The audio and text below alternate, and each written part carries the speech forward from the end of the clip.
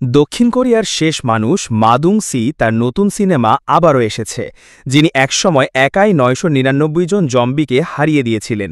সেই দানবীয় মানুষ এখনও ৮ বছর পরেও তার পুরনো রূপ অটুট। যতই অমর দেহের মিউটেন্ট হোক না কেন, তিনি বিন্দুমাত্র ভয় পান না। এক ঘুষিতে নিস্তব্ধ, একেবারে নিখুঁত ঘুমের ওস্তাদ। গল্প শুরু হয় প্রলয়ের মাঝেই। ঘটনার সূত্রপাত সিউলের একটি ল্যাবরেটরি থেকে। ডাক্তার টেরি কয়েকজন সহকর্মীকে আহত করেন এবং পরীক্ষাগারের প্রাণীগুলিকে ছেড়ে দেন। পাগলামির পিছনের কারণ তার মৃতপ্রায় মেয়েকে জীবিত করা। এই লক্ষ্য পূরণে তিনি বিন্দুমাত্র পরোয়া না করে নিষিদ্ধ ওষুধ ব্যবহার করেন। এ সময় পুলিশ পুরো অস্ত্রসজ্জায় ল্যাবে ঢুকে তাকে থামানোর চেষ্টা করে, কারণ সাম্প্রতিক সময় তার মানবদেহে পরীক্ষার কারণে বহু প্রাণ হারিয়েছে। কিন্তু টেডি পুরো পাগলামিতে নিমগ্ন, কারো কথা শুনতে চায় না, জোর করে ওষুধ দিতে চায়। পুলিশ শেষমেশ সতর্কতামূলক গুলি চালায়। তারা যখন নিষিদ্ধ ওষুধের বাক্স নিয়ে যাচ্ছিল, তখন হঠাৎ ভবন প্রবল কাঁপতে শুরু করে। ভূমিকম্প সতর্কতা বেজে ওঠে।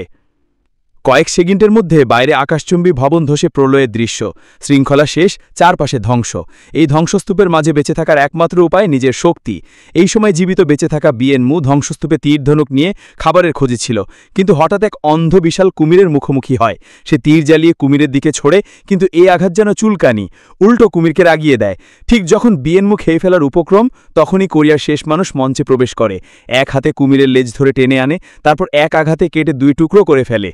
অপরিসীম শক্তির সামনে কুমিরের কোনো সুযোগই ছিল না। বিয়েনমো আসলে মা স্যারের শিষ্য, যাকে তিনি প্রলয়ের সময় বাঁচিয়েছিলেন। বাকি জীবিতরা এক জায়গায় থাকে, যেখানে পানি মারাত্মক দূষিত।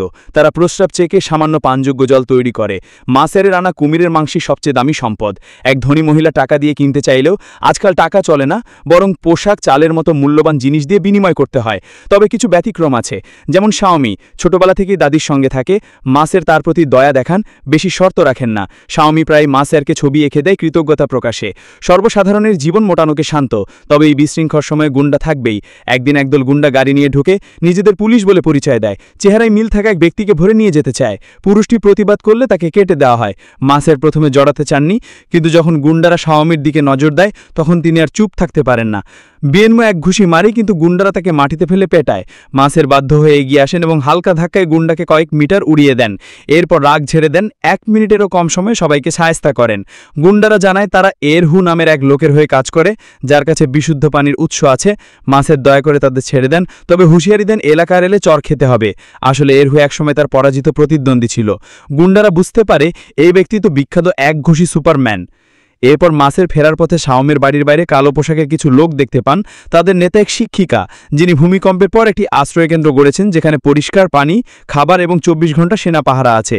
তারা সিওলে জীবিত কিশোরদের খুঁজে এনে মানবজাতির ভবিষ্যৎ গড়তে চেষ্টা করছে। তারা শাওমিকে আমন্ত্রণ জানায়, তবে কেবল নিকট আত্মীয়দের নেওয়া যাবে। শাওমি যেতে রাজি হয়। মাসারের কিছু সন্দেহ হলেও আটকাতে পারেন না। রাতে স্থানান্তরের সময় শাওমির নতুন বন্ধু ইয়নজির সাথে পরিচিত হয়। পথে তার দাদি ক্লান্ত হয়ে পড়লে শিক্ষিকা প্রস্তাব দেন দাদিকে মেডিকেল স্টেশনে পাঠিয়ে বাকিদের নিয়ে এগোনো হবে। কিন্তু বাস্তবে দাদিকে পাহাড়ের ধারে নিয়ে গিয়ে হত্যা করা হয়, যা বিয়েনমু চোখে দেখে ফেলে। সে চিৎকার করায় কালো পোশাকের লোকেরা গুলি চালাতে যায়, কিন্তু মা স্যার সময়মতো এসে বাঁচান।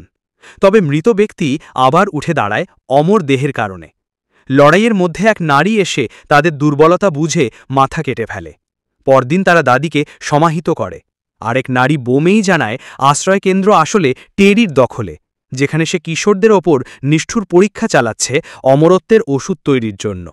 বোমেই চায় মা স্যারের সাহায্যে আশ্রয়কেন্দ্রে থাকা সবাইকে উদ্ধার করতে, কিন্তু সুরক্ষা ব্যবস্থা অত্যন্ত কড়া। তখন মা স্যার মনে করেন তার পুরনো শত্রু এরহুয়ের কাছে অস্ত্র আছে। এরহু প্রথমে আক্রমণ করলেও মা স্যার ও তার দল তাকে হারিয়ে অস্ত্র নিয়ে নেন। জানা যায় পানির বিনিময়ে সুস্থ কিশোর সরবরাহ করতে হয়, যা শাওমের জন্য বিপজ্জনক। এদিকে শাওমি বুঝতে পারে আশ্রয়কেন্দ্রে শিশুরা পরিবারের থেকে বিচ্ছিন্ন। গলায় কাটা দাগ, সন্দেহজনক পানি খাওয়ানো হয়। সে পানি খাওয়ার ভান করে ফেলে দেয়।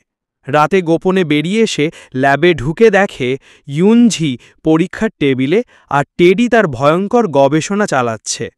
ইয়ুনঝির বাবা মা আশায় বিশৃঙ্খলা হয়। টেডি তাদের হত্যা করে। লুকিয়ে থাকা শাওমেই ধরা পড়ে। সেও পরীক্ষার লক্ষ্যবস্তু। মা স্যার গাড়ি নিয়ে প্রবল গুলির মধ্যে দিয়ে ঢুকে পড়েন। গাড়ি, বন্দুক, মুষ্টি সবই ব্যবহৃত হয়।